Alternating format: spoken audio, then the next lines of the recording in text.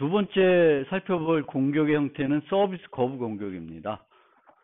서비스 거부 공격은 암호 프로토콜 통해서 뭔가 방어하기는 어려운 공격입니다. 보통 여러분도 많이 들어봤을 공격이고, 서비스 거부 공격은 보통 가용성에 대한 공격입니다. 서비스를 사용하고 싶은데 못 쓰게 만드는 그런 형태가 되는 게 이제 서비스 거부 공격이고요. 그래서 서비스 거부 공격은 보통 자원 소모 공격, 연결 소모 공격으로 나눠지기도 하는데, 이 연결이라는 것도 하나의 리소스로 살펴보면 다 어떤 형태든 리소스 자원 소모 공격이라고 볼 수 있습니다. 근데 자원 소모 공격 중에 모바일 단말 같은 경우에는 이제 고정된 전원을 사용하지 않죠. 배터리를 쓰는데 자꾸 그 배터리를 쓰게끔 해가지고 수명을 단축시킬 수 있습니다. 뭐 이런 소형 센서 네트워크 같은 데서는 센서 네트워크에 센서들이 계속 센싱하게끔 만들어가지고 수명을 단축시킬 수가 있습니다. 그리고 서비스 거부 공격을 완전하게 막는 것은 불가능합니다. 그래서 발생할 수밖에 없고, 발생이 일어나면 그걸 인지해가지고 여러 가지 조치를 취해야 되는 거죠.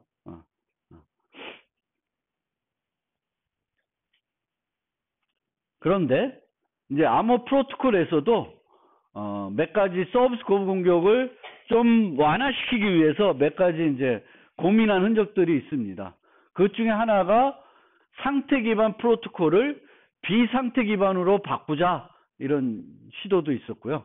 그래서 상태 기반과 비상태 기반의 차이는 뭐냐면은, 보통 우리가 클라이언트와 서버 간에 통신을 하게 되면 클라이언트가 메시지를 주면 서버는 지금 저 클라이언트하고 어디까지 지금 프로토콜이 진행됐는지 상태 정보를 유지합니다.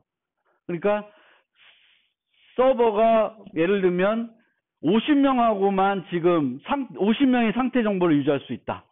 그러면은 50명까지만 서비스를 해줄 수가 있고요. 그러니까 동시에 서비스를 해줄 수가 있고, 그 서비스하는 과정에서 계속 현재 이 클라이언트하고는 어디까지 진행됐는지, 또 유지해야 되는 정보도 있겠죠. 그 정보들을 서버가 유지하는 겁니다. 그 50명에 대해서, 현재 진행 중인 50명에 대해서 진행을 하는 겁니다. 그런데 비상태 기반은 그 정보를 서버가 유지하는 것이 아니라 클라이언트가 유지하게끔 합니다. 그래서 CS에서 메시지를 주면 이때 상태를 서버가 저장하는 게 아니라 저장해야 될 상태들을 만들어서 그거를 두 번째 메시지에 같이 줍니다. 그러면은 C는 이 메시지를 줄 때 요때 받은 상태를 같이 넘겨줘요. 그러면 이렇게 가면, 비상태 기반으로 가면 서버는 저장해야 될 거가 하나도 없죠. 다 클라이언트에 줬으니까 저장해야 될 게 없습니다. 그러면은 그 스테이트를 저장하는 공간이 부족해가지고 서비스 거부 공격이 일어나는 거는 막을 수 있다라는 겁니다. 그래서 우리가 이제 웹에서 보면 쿠키 같은 걸 쓰는데, 그것도 일종의 이런 형태로 보시면 돼요. 서버가 갖고 있어야 될 어떤 정보를 클라이언트에 줘서 클라이언트가 다시 접속할 때 그 정보를 같이 보냄으로써 서버가 그걸 이용해서 좀 더 빠르게 서비스를 해주는 거죠. 그거를 이제 쿠키라고 하는데, 쿠키도 일종의 상태 기반이었던 거를 비상태 기반으로 바꾼 거로 뭐 보셔도 된다라는 겁니다. 어쨌든 그래서 상태 기반의 프로토콜들을 비상태 기반으로 바꾸면은 서비스 거부 공격을 좀 더 완화시킬 수 있다라는 얘기고, 여기에 또 이제 암호 기술을 추가적으로 해서 이 스테이트를 보낼 때 맥값을 같이 보낸다든가, 아니면은 이 상태 정보 자체를 암호하고 거기에 또 맥값까지 보내서 보낼 수도 있습니다. 그러면은 이제 상태 정보에 대한 무결성, 비밀성과 무결성을 모두 보장할 수도 있습니다. 그리고 이 경우에는 이 키들이 클라이언트와 공유되어야 되는 키는 아니에요. 클라이언트와 공유될 키가 아니다. 서버만 알고 있으면 돼요. 이 상태 정보를 클라이언트에 주지만 클라이언트는 실제 이 state 1이라는 정보는 필요 없어요. 자기가 유지하기 싫어서 주는 거예요. 그러니까 이 정보들을 만약 이런 식으로 어떤 암호 기술 추가적으로 활용하더라도 이 키들은 이제 상대방하고 클라이언트하고 공유돼야 된 키는 아니다. 그런 면에서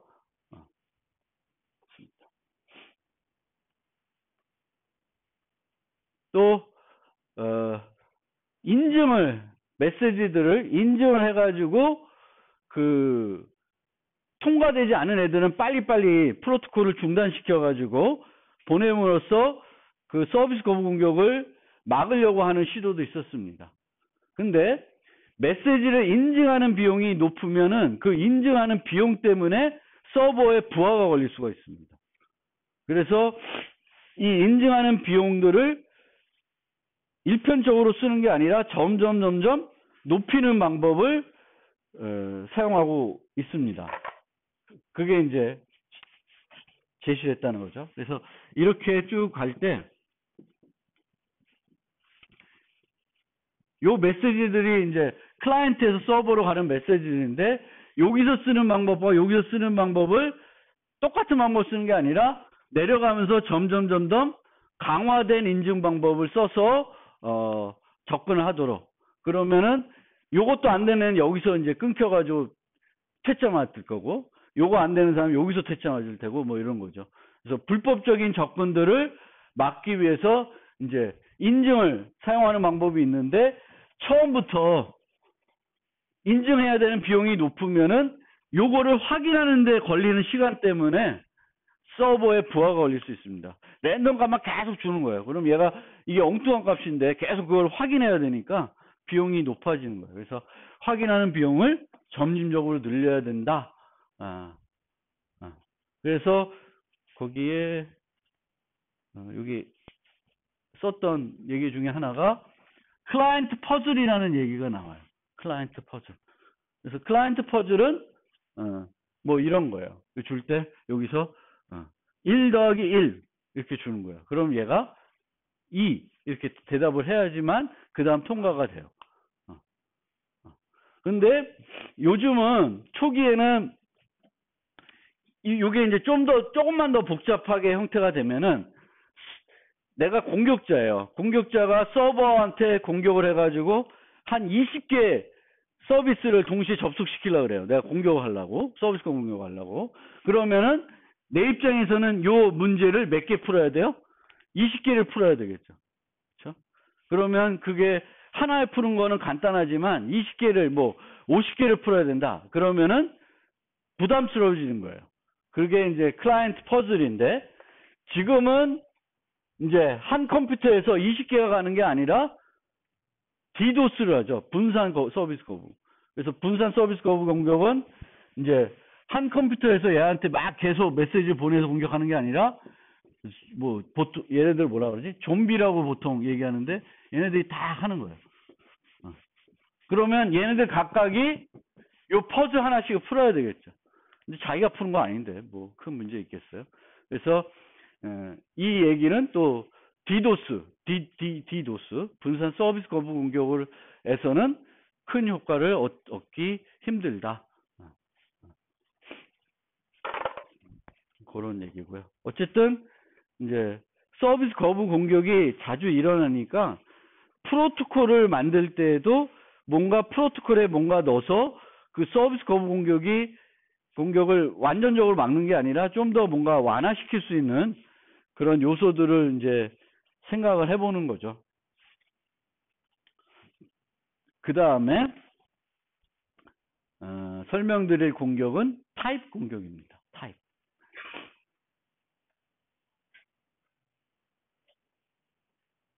타입 공격은 타입, int, double 뭐 이런 거예요. 그래서 어떤 얘는 그것이 아닌데 다른 걸로 해석하게끔 공격하는 것을 말합니다. 누가 제안했던 프로토콜인데 여기에 이제 첫 번째 이런 메시지가 가요. 근데 요 앞에 요 난스를 뺀 나머지 정보는 같이 암호화돼서 갑니다. 암호화돼서 가요. 그리고 나중에는 그 난스하고 키만 딸랑 붙어서 와요. 보통은 여기에 뭐가 같이 올까? 요런 게 같이 와야 되죠. 요런 게. 원래는 최근성 보장하는 거, 용도하는 거 같이 와야 되죠. 그렇죠? 근데 여기는 용도 정보가 없어요. 왜 없냐 하면은 요 NA하고는 여기에 AB가 여기서 이미 바인딩이 돼 있어요. 그래서 바인딩이 돼 있기 때문에 여기에는 없어도 NA가 오면 그거는 B랑 하는 거구나라고 인식할 수가 있습니다. 미리 바인딩 해놨기 때문에. 그런데 여기서는 문제가 뭐냐면은 이게 128비트예요. 그런데 우연히 요 세 개 합친 게 128비트다. 그러면은 어떻게 돼요? 요 암호문의 크기와 요 암호문의 크기는 같아지겠죠. 형태도 같고. 형태도 같아져요. 요 첫 번째 앨리스가 그쵸? 어디였어? 그러니까 요 앨리스가 보내는 요게 이제 이렇게 붙어가는 거죠. 그래서 요 메시지와 요 메시지가 같아진다. 크기가 요거랑 요게 같아진다는 거예요. 같아지면 어떻게 되냐? 공격자가 1번 메시지 간 다음에 좀 시간이 지나서 다 억압시키고 4번 메시지 주는데 뭐 어떻게 주냐면은 요 메시지를 그대로 주는 거예요. 그러면은 앨리스는 요 세 개가 뭐로 착각해요? KAB로 착각하게 되는 거예요. 근데 이 세 개 값은 얘도 알아요, 몰라요? 알죠? 원래 나와 있는 정보니까. 그렇죠? 그래서 이게 타입 공격이라고 하는 것은 얘네들은 원래 키가 아닌데 키로 사용하게끔 만든다고 해서 타입 공격이라고 했습니다. 그래서 메시지의 형태만 다르게 할 게 아니라 실제 메시지의 크기도 다르게 할 필요가 있습니다. 메시지 크기 자체를. 이게 우연히 메시지 크기가 만약 일치가 안 됐어요. 얘는 128비트고 여기는 뭐 16, 32 해가지고 128비트가 안 됐어. 그러면은 문제가 안 되죠. 크기가 다르니까. 크기가 다르면 문제가 안 돼요. 근데 만약에 우연하게 얘가 크기가 같았다. 이 n이 64비트고 얘가 32비트 썼다. 그러면 128비트 똑같잖아요. 키가. 그러면은 문제가 될 수 있다라는 거예요. 그래서 암호문의 크기가 형태가 다르더라도 크기가 같으면은 기존에 썼던 암호문을 또 다른 암호문으로 해석하게끔 사용할 수 있는 여지가 있어요. 이 경우도 뭐 이 자체를 이렇게 가도 되죠. 바꿔버리면 여기에는 못 쓰겠죠? 아닌가? 이렇게도 쓰나? 물론 이렇게 바꾸면 이제 얘의 크기와 얘의 크기가 이제 조금 그에 따라서 좌우 되겠죠. 근데 하여튼 뭔가 다르게 만들어야 될 거고, 이거는 뭐 문제 없게 이 프로토콜 자체는 설계한 사람은 그거를 알고 있는데, 이 구현한 사람은 이걸 구현하다 보면은 좀 엉뚱하게 구현하면은 얘 크기와 얘 크기가 또 같아질 수 있죠. 구현한 사람 입장에서. 그래서 이게 설계하는 사람하고 구현하는 사람이 다 인지를 해야 되는 문제예요. 그래서 저거를 같게 만들면 안 된다. 그 다음에 아까 DP-헬만, 그 유명한 DP-헬만 키동의 프로토콜에 대한 중간자 공격을 영어로 Man in the Middle Attack 이라고 합니다. Man in the Middle Attack. 그래서 공격자가 두 사용자의 중간에 위치해서 메시지를 다 가로채는데 얘와 원래 원 사용자들은 중간에 공격자가 있는지 인지를 못하는 그런 경우를 우리가 중간자 공격이라 그래요. 그래서 어떻게 하냐면은 얘가 GA를 줄 때 이 중간자가 얘를 가로막아요. 억압시키고 GC를 줍니다. 그리고 얘가 GB 줄 때 이걸 또 억압해요. 그리고 얘한테 GC를 줘요. 그러면 원래는 GAB를 계산해야 되는데, 원래 쌍방간에 GAB를 계산해야 되는데, 얘네는 GAC를 계산할 테고 얘는 GBC를 계산하게 됩니다. 그리고 얘는 요 두 개를 다 계산할 수가 있어요. 그래서 이렇게 쓰게 된다면 얘는 요 메시지를 얘가 가로채서 풀어서 다 보고 다시 요 키로 암호해서 주면 됩니다. 암호해서 주면은 이제 이 중간에 있는 애는 모든 교환된 메시지를 다 볼 수 있는데 얘네들은 보지 못하게 되는 거죠. 알지 못하게 되는 거죠. 그거를 중간자 공격이라고 합니다.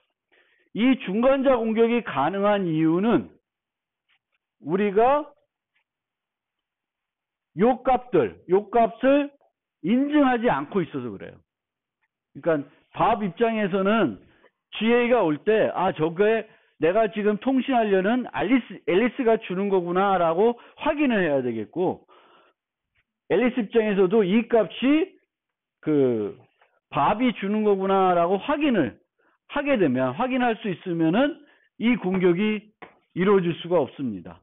근데 원래는 그냥 GA, GB 주면 이산대수 문제에서 AB를 계산할 수 없으니까 안전하다고 생각했는데 이제 이런 중간자 공격이 가능하게 됩니다. 그래서 이 공격을 방어하는 방법으로는 GA를 줄 때 걔를 서명해서 주는 거예요.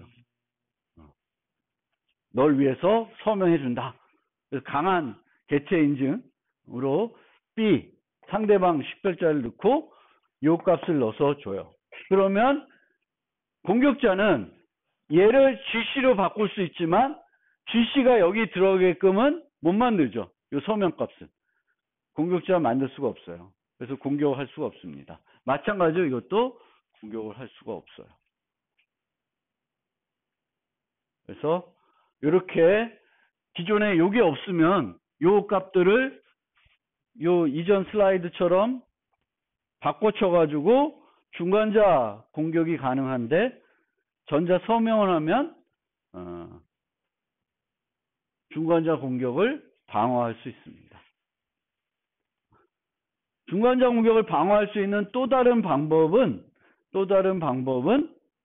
아까는 여기서는 이제 최종적으로 계산해야 되는 값은 원래 DPL만 해서 계산하는 값과 똑같습니다. 똑같아요. GAB승. 똑같은데 이 두 번째 해결책에서는 계산해야 되는 값이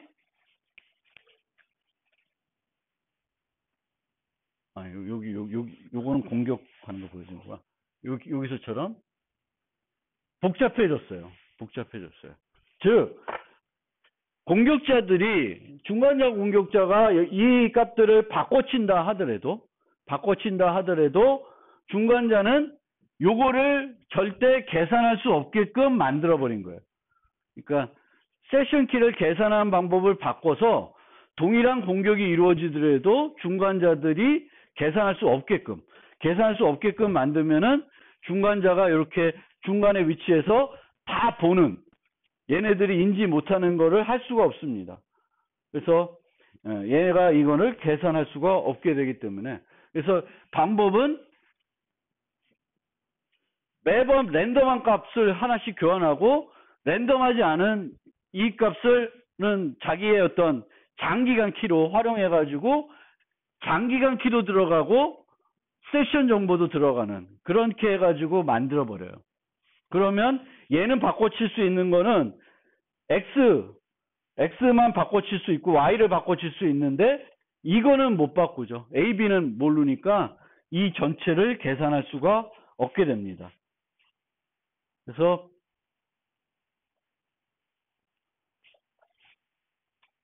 그러니까 다시 좀 간단하게 그냥 말씀드리면, 기존 diffie-Hellman 키 동의 프로토콜은 교환되는 값들을 인증하지 않았기 때문에 중간자 공격이 가능했고요.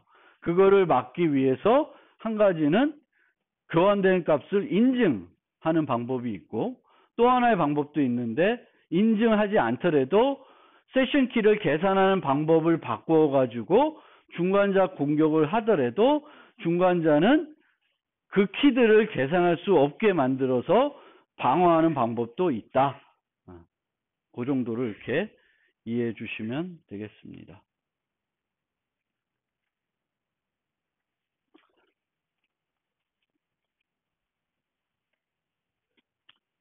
그 다음에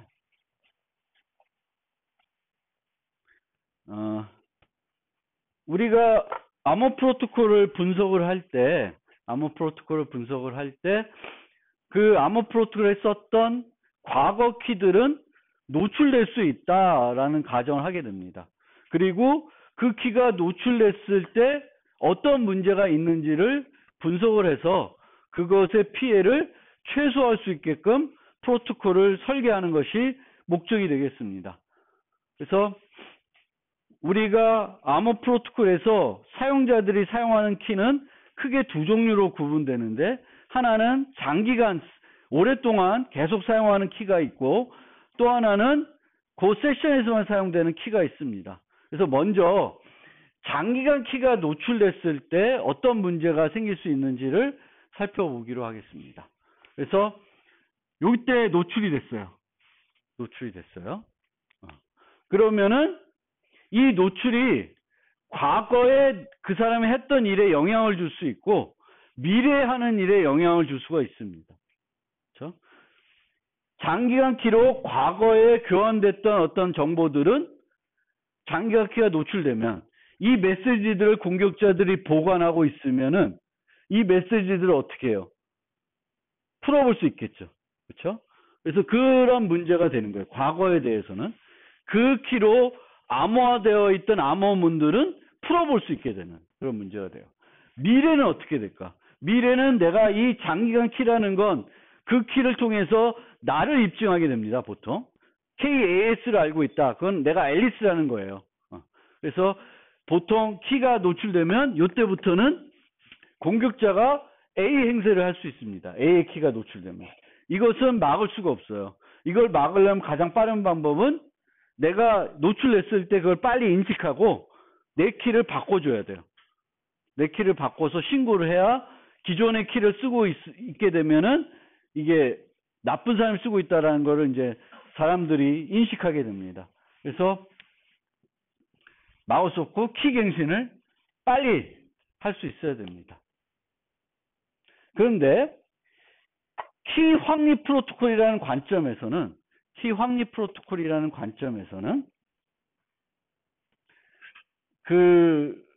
아까 뭐 이런 식으로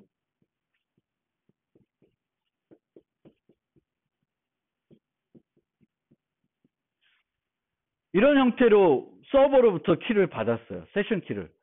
그래서 요걸 썼어요. 그러면 이 메시지를 가지고 있으면 KAS가 노출되면 요 키들은 어떻게 돼요? 다 노출되겠죠. 다 알 수 있게 되겠고 또 키 AB로 암호화된 암호문들도 다 노출이 될 겁니다. 그래서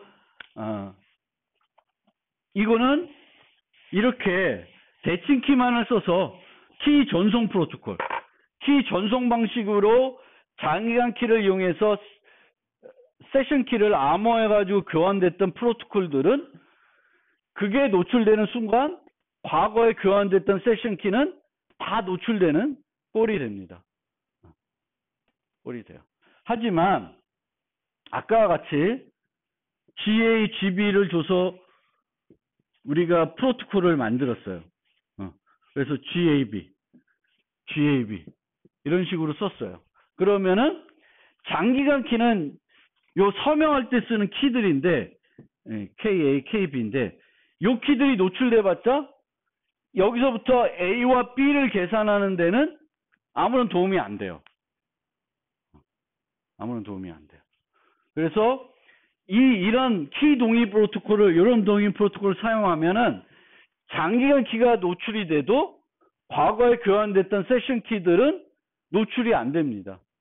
이걸 얘네들이 갖고 있어봤자 미래에도 얘네들을 푸는데 도움을 줄 수 있는 정보는 없어요. 물론 미래 가서 새로운 알고리즘이 뻥 개발됐다 그러면 모르겠는데, 그렇지 않는 이상은 얘의 안전성은 지금이나 미래나 차이가 없습니다. 크게 차이가 없어요. 그래서 그럴 경우에는 전방향 안전성이 만족된다 그래요. 그러니까 장기간 키가 노출이 되더라도 과거에 그 교환됐던 세션 키가 노출되지 않는다. 노출되지 않으면은 좋은 거죠. 그래서 키 전송 프로토콜은 노출될 수밖에 없고, 키 동의 프로토콜을 쓰면, DPL만 같은 키 동의 프로토콜을 쓰면은 장기간 키가 노출되더라도 세션 키들은 노출이 안 되게 할 수 있습니다. 그래서 그런 프로토콜들은 전방향 안전성이 보장이 된다. 물론 미래에 사용되는 것들도 보장이 될 수 있습니다. 그렇게 키 동의 DPL만 쓰면 그거를 후방향 안전성이라 그럽니다.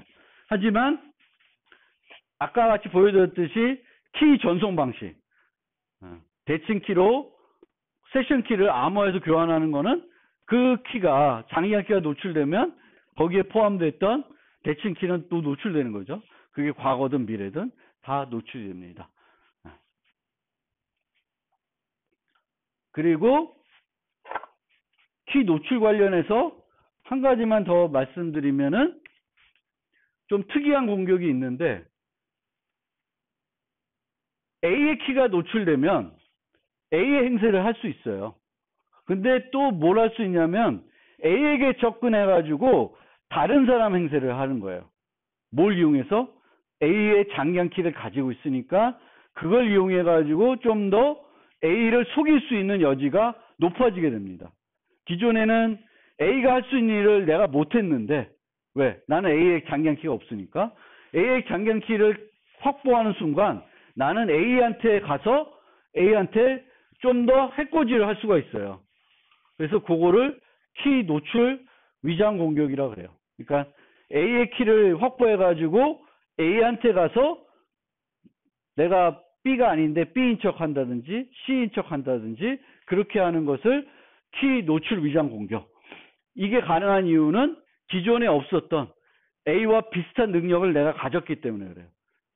기존에는 A의 장기간 키가 내가 없었지만 이제는 생겼어. 그러면 다른 사람한테 접근해가지고 B한테 접근해서 나 A야 라고 하는 거는 그거는 당연히 쉬운 거예요. 할 수 있어요. 그게 아니라 A의 키를 얻었는데 A한테 접근해서 다른 행세를, 다른 사람의 행세를 하는 거예요. A의 키가 생겼기 때문에. 그걸 이용하는 것을 키 노출 위장 공격이라고 합니다.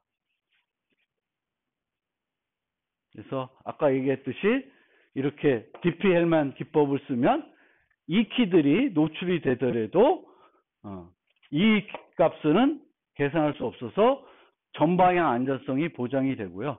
모든 참여자의 장기간 키가 노출돼도 과거 세션 키가 노출되지 않으면 완전한 전방향 안전성을 가진다. 뭐 이런 얘기를 하고 있습니다.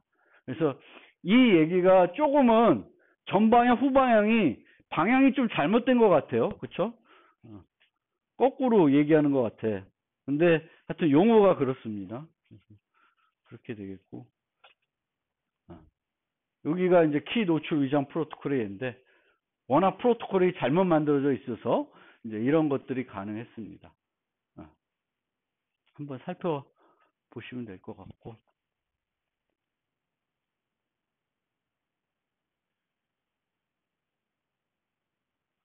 세션 키의 노출. 그래서 세션 키가 노출이 되면은 그 키를 또 사용하게 해가지고 공격하는 방법이 있습니다.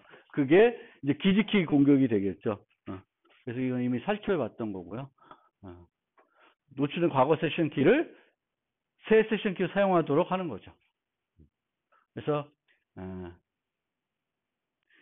또는 노출된 과거 세션 키를 이용해서 다른 세션 키를 계산하는 방법도 있는데, 이 경우에는 세션 키 값 간의 독립성이 보장되면 이거는 가능하지 않아요. 가능하지 않는데, 요즘 프로토콜 중에 세션 키를 이제 세션 키라기보다는 키를 이제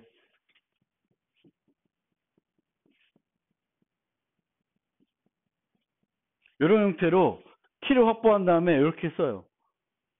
해시해가지고 계속. 그러면은 얘를 갖고 있으면 과거는 못 들어가도 미래에 쓸 거는 계산할 수 있습니다. 한 방향으로 안 되잖아요. 그래서 이제 세션 키를 우리가 어떻게 계산하냐, 세션 키를 어떻게 계산하냐에 따라서 이제 이 세션 키의 노출이 주는 파급 효과가 달라지게 되겠고, 가장 좋은 거는 세션 키는 항상 랜덤하게 생성을 해서 얘랑 그 다음에 쓰는 얘랑은 전혀 상관관계가 없어야 돼.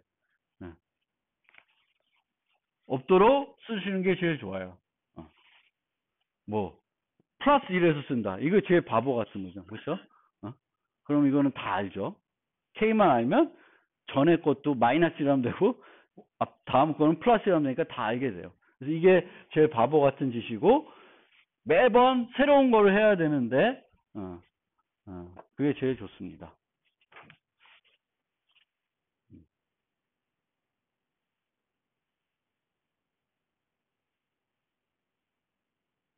아까 요거 얘기한 거예요. K가 현재 세션 키일 때 다음 세션 키를 HK 쓰면은 이제 계속 계산은 해 나갈 수 있지만 과거 거는 이거로부터 K를 계산할 수는 없죠. 그렇죠? 그래서 이게 노출돼도 K는 이전 과거 거는 계산 못 해요. 그래서 그런 방법이 있다. 그리고 최근에 와서는 이제 이 완전한 전방의 안전성이 다른 의미로 사용되고 있고, 그거의 의미는 뭐냐면, 아까는 장기간 키가 노출돼도 그 과거에 교환됐던 세션 키가 노출되지 않는다는 게 완전한 전방향 안전성이었는데, 요즘은 그 얘기 말고 세션 키가 노출되더라도 해당 세션 키보다 과거에 확립한 세션 키는 노출되지 않는다라는 의미에서 완전한 전방향 안전성을 얘기하는 경우도 있고요. 미래 안전성을 얘기하는 경우도 있습니다. 세션 키가 노출돼도 미래 세션 키는 노출되지 않는다. 하지만 이런 형태로 쓰면 미래 안전성은 보장이 안 됩니다. 그렇지만 전방 안전성은 보장이 된다. 이렇게 이해하시면 되겠습니다. 그래서 어쨌든 우리가 목적은 단순해요. 그러니까 키들이 노출될 수가 있고, 키가 노출되더라도 그것의 피해를 최소화하고 싶은 게 그게 이제 목적이 되겠고, 장기간 키와 세션 키와 어떤 관계가 있으면 장기간 키가 노출되더라도 세션 키들이 노출되지 않았으면 좋겠고, 세션 키는 장기간 키하고는 별로 영향이 없을 테지만 세션 키가 노출됐을 때 이 세션 키가 독립적으로 계산되는 건지 아닌지에 따라서는 세션 키가 과거 세션 키나 미래 세션 키에 영향을 줄 수 있으니까 그걸 안 주게끔 만드는 게 가장 좋겠죠. 그리고